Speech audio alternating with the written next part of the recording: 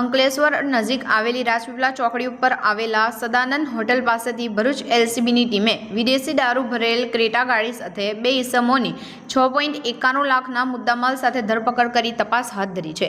Bharuch LCB પોલીસનો staff Ankleshwar GIDC વિસ્તારમાં પેટ્રોલિંગમાં હતો। તે દરમિયાન માહિતી મળી હતી કે હુન્ડાઈ ક્રેટા ગાડીમાં વિદેશી દારૂ ભરી દધાલથી અંકલેશ્વર તરફ આવનાર છે। જે મળેલી માહિતીના આધારે એલસીબી પોલીસે રાજપીપળા ચોકડી પાસે વોચ ગોઠવી હતી। તે દરમિયાન ક્રેટા ગાડી આવતા તેને અટકાવી અંદર તપાસ કરતા તેમાંથી વિદેશી દારૂની 41 નંગ બોટલો મળી આવી હતી। પોલીસે 81,000નો વિદેશી દારૂ અને 6 લાખની ક્રેટા ગાડી અને 2 નંગ મોબાઈલ મળી કુલ 6,91,000નો મુદ્દામાલ જપ્ત કરી અંદાદા ગામની શ્યામ રેસિડેન્સીમાં રહેતો વિનોદ રામસંગભાઈ ગોહિલ અને ભરૂચના નકુલ વસાવાની ધરપકડ કરી તેઓ વિરુદ્ધ જીઆઈડીસી પોલીસ મથકમાં ફરિયાદ નોંધાવી હતી।